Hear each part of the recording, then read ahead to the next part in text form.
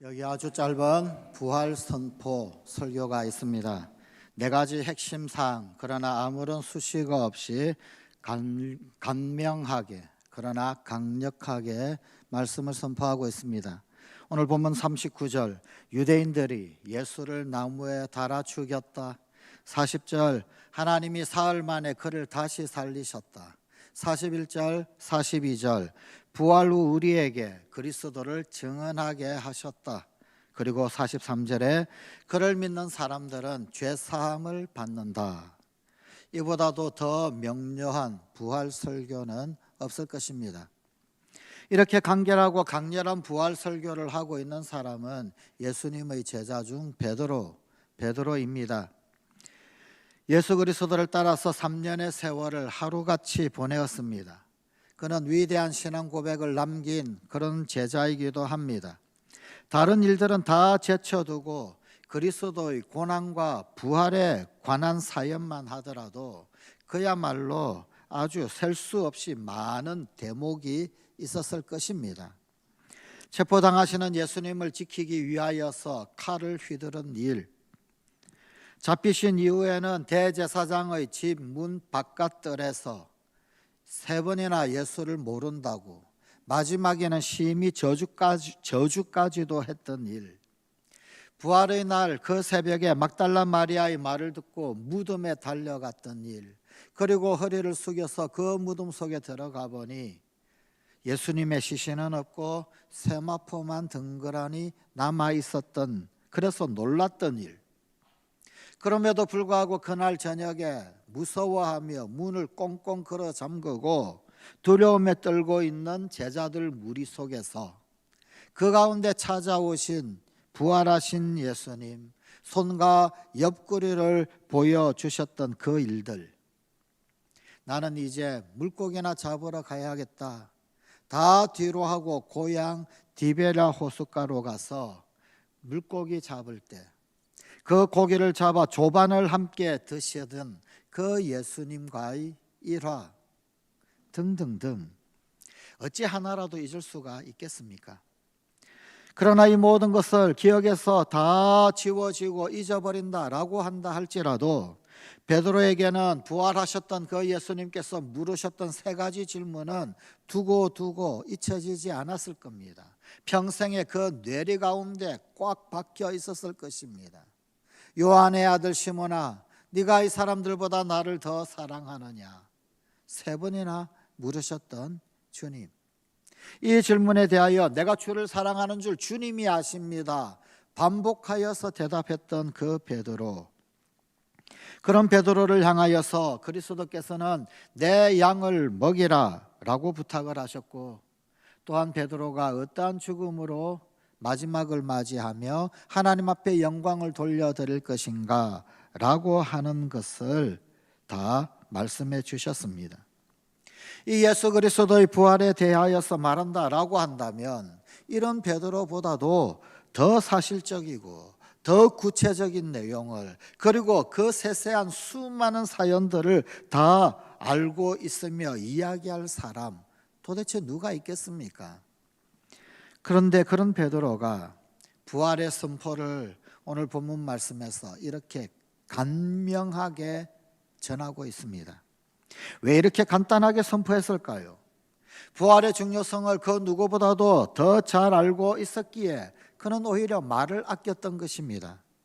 온 세상 사람들을 부활의 증인이 되게 하기 위해서 그의 증언만 필요한 것이 아니라 반드시 성령의 도우심이 필요하다라는 것을 너무도 잘 알았기 때문입니다. 베드로는 부활의 증언을 위해 자기의 말을 성령님의 능력에 맡겼던 것입니다. 베드로의 이 부활 선포는 고넬료의 집에서 이루어졌습니다. 고넬료는 가이사랴라고 하는 항구 도시에 주둔하는 이탈리아 부대의 백부장이었습니다. 즉 이태리 사람들로 구성된 군대의 중대장급에 해당되는 그런 장교였습니다. 아마도 총독을 호위하는 특수부대 지휘관으로서의 그 위치는 아주 상당했을 것입니다. 로마에서 노예 해방을 이루었던 코넬리우스의 가문의 후예 고넬료, 그는 명문 가문 출신이기도 합니다. 이 이방인이 경건한 그리스도인이 되어서 자기 집에 베드로를 초대하였습니다. 유대인인 사도가 이방인 로마 군대에 그 군인의 집 찾는 것, 아주 깜짝 놀랄 만한 사건입니다. 이방인에게 부활 예수님을 증언을 하고 그리고 또한 그 이방인에게 구원을 선포하는 사역이 시작된 것입니다. 고넬료는 자기 혼자서 이 베드로를 기다린 것이 아니었습니다. 친척들 다 부르고 가까운 친구들 다 불러 모았습니다. 사도행전 10장 24절입니다. 이튿날 가이사랴에 들어가니 고넬료가 그의 친척과 가까운 친구들을 모아 기다리더니, 고넬료는 이 날을 기다리면서 전도자로서의 사명을 이행하려 노력했습니다. 복음은 자기 혼자만 받는 것이 아닙니다. 복음은 홀로 듣는 것이 아닙니다. 여러 사람들을 이끌어서 함께 은혜를 나누는 것, 그것이 복음이다라는 사실을 잘 알고 있었기 때문입니다. 고넬료는 베드로의 발 앞에 엎드려 절까지 합니다. 겸손의 모습을 보여줍니다. 베드로를 향하여 최고의 존대 표현을 했습니다. 그러한 베드로 역시 무릎을 꿇고 앉아서 이 고넬료를 다시금 이렇게 세웁니다. 역시 겸손한 모습을 보였습니다. 모든 것이 준비되었습니다. 예수 그리스도의 복음과 부활의 증언은 이제부터는 이방 사람들에게도 구원의 소식으로 전파될 것입니다. 고넬료는 이렇게 말했습니다. 사도행전 10장 33절입니다. 이제 우리는 주께서 당신에게 명하신 모든 것을 듣고자 하여 다 하나님 앞에 있나이다. 이 말은 베드로의 선포를 하나님의 말씀으로 듣겠습니다, 그런 뜻입니다. 정중히 듣겠습니다, 그 말씀에 순종하겠습니다, 그런 뜻입니다. 부활 선포의 서두는 하나님은 온 세상 사람들을 차별하지 아니하시고 다 받으신다, 하나님은 모든 사람들을 다 받으신다라는 것입니다. 본문 34절 35절입니다. 베드로가 입을 열어 말하되 내가 참으로 하나님은 사람의 외모를 보지 아니하시고 각 나라 중 하나님을 경외하며 의를 행하는 사람은 다 받으시는 줄 깨달았도다. 사람의 외모를 취하시지 아니하시는 분이 우리 하나님이십니다. 이는 하나님께서 다윗 그를 왕으로 세울 때 사무엘에게 하신 그런 말씀을 생각나게 하기도 합니다. 사무엘상 16장 7절의 말씀입니다. 여호와께서 사무엘에게 이르시되 그의 용모와 키를 보지 말라, 내가 이미 그를 버렸노라. 내가 보는 것은 사람과 같지 아니하니 사람은 외모를 보거니와 나 여호와는 중심을 보느니라 하시더라. 하나님은 외모를 보지 아니하시는 분, 중심을 보시는 분이십니다. 그러나 사무엘 때의 이 외모는 키와 용모와 관련된 것입니다. 키, 용모 같은 것, 그런 것을 외모라고 했습니다. 그러나 지금 여기 고넬료 집에서 베드로의 입을 통하여 선포하고 있는 이 외모는 그런 것과는 조금 다릅니다. 나라를 말하는 것입니다. 민족이 다른 것을 이야기하고 나라가 다른 것을 이야기하고 종족이 다른 것을 이야기합니다. 여기에서의 외모는 다시 말하면 나라에 대하여, 민족에 대하여, 종족에 대하여 편견을 가지지 말라는 의미로, 차별을 하지 말라는 의미로 쓰여진 외모입니다. 하나님은 국가 간의 편애를 두지 아니하십니다. 하나님은 나라를 차별하지 아니하십니다. 민족도 차별하거나 편애하지 아니하십니다. 약속을 받은 민족이라고 거들먹거리면서 오만하며 자랑의 길로 빠졌던 유대인, 그들보다 하나님을 경외하며 의를 행하는 이방인들, 그들 사랑하면서 다 받아주십니다. 하나님께서 우리를 받아주실 조건이 있다면 그 조건은 무엇입니까? 예수 그리스도를 오랜 동안 알지 못한 채 살아왔던 우리 민족, 이 나라 이 백성이지만 이방인 고넬료가, 그리고 가이사랴 그 땅 가운데 구원이 선포가 되고 죄사함이 선포되었다라고 한다면 그 고넬료와 그의 친척들처럼 이 나라의 백성, 이 민족 역시 부활, 죄사함 믿으면 이 땅도 구원의 은총이 내릴 것을 확인해 주시는 장면입니다. 가이사랴가 은혜의 자리가 되었습니다. 이 가이사랴가 어떤 곳입니까? 로마의 문화가 상륙하여서 도시 이름 역시 로마 황제 가이사, 그 가이사의 이름을 따서 가이사랴라고 붙인 항구 도시입니다. 헤롯 대왕이 로마 황제에게 잘 보이기 위하여서 인위적으로 자연 항구가 아닌 인조적으로 만든 항구, 그것을 황제에게 잘 갖다 바치기 위하여 이름조차도 시저, 케사르라는 이름을 따랐습니다. 그러기에 그것은 로마 문화가 횡행한 곳, 그러면서 이방의 문화와 유대인들이 충돌이 유독 많았던 항구 도시였습니다. 그런데 바로 그곳 가운데 부활의 복음이 울려 퍼지게 되었습니다. 이곳에 살면서 부활을 믿게 된 경건한 사람들은 이제는 종족을 초월하여서 세계 선교의 밑거름이 되어 갈 것입니다. 정말 그러했습니다. 수많은 주의 종들이, 예수의 제자들이 열방을 향하여서, 세계 선교를 향하여서 이 가이사랴에 와서 배를 타고 나갔습니다. 바울 사도도 이곳에서 배를 타고 1차, 2차, 3차 전도 여행을 갔습니다. 전도 여행 끝나고 난 다음에 돌아올 때도 이 가이사랴에 도착을 하고, 그리고 가이사랴에서 예루살렘까지 여행을 했습니다.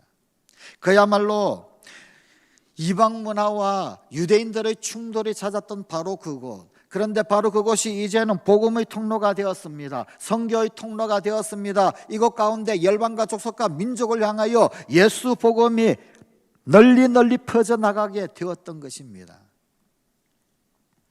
예수 그리스도의 부활을 믿기 위하여 먼저 알아야 할 점은 그리스도가 화평의 복음을 전하러 오셨다라는 것입니다. 본문 36절입니다. 만유의 주 되신 예수 그리스도로 말미암아 화평의 복음을 전하사 이스라엘 자손들에게 보내신 말씀. 말씀은 도대체 어떤 말씀입니까? 화평의 복음을 전하기 위하여 이스라엘 자손에게 보내어 주신 것이더라. 우리 하나님 그리고 사람들, 인간 그 사이를 갈라놓은 죄, 이 죄를 그리스도가 대신 지시고 화목제물이 되셨습니다. 그리하여 그분이 십자가에서 한 손은 하나님의 손을 붙들고 또 다른 한 손은 우리 인간의 손을 붙드시면서 화목제물이 되셨고 화평케 하신 희생이 되셨습니다. 그래서 죄와 허물로 하나님과 우리 사이가 갈라졌었지만 그 빈틈을 메꾸셨습니다. 하나님과 우리가 화목되게 하도록, 하나님과 우리 인간의 관계를 화평케 하셨습니다. 복음은 화평케 하는 것입니다.